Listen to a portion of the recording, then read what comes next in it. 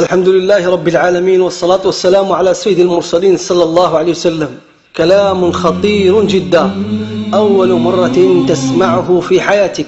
3 وديان في جهنم، احذروا منها، وهي وادي غي، وادي ويل، وادي سقر. إليكم تفاصيلها.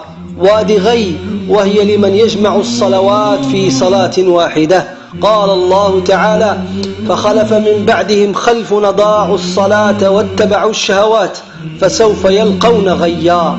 وهذا الوادي أي وادي الغي تستعيذ منه جهنم كل يوم من شدة حرارته، فهل يتحمله بشر؟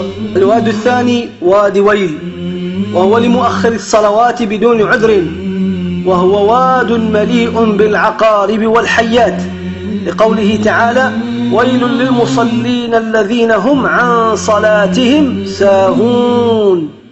الثالث وادي سقر، وهو لتارك الصلاة، حيث قال تعالى: ما سلككم في سقر؟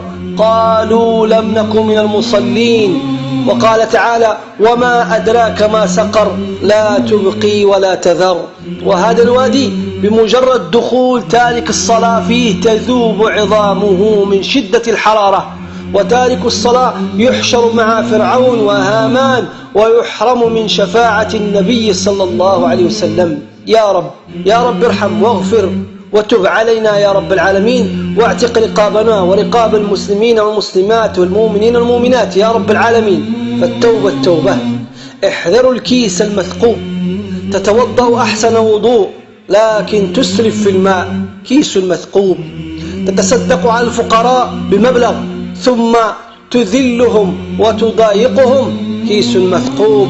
تقوم الليل وتصوم النهار وتطيع ربك لكنك قاطع رحم، كيس مثقوب. تصوم وتصبر على الجوع والعطش لكن تسب وتشتم وتلعن، كيس مثقوب. تلبسين العباية والطرحة فوق الملابس لكن العطر فواح، كيس مثقوب. تكرم ضيفك وتحسن إليه لكن بعد خروجه تغتابه وتخرج مساوئه، كيس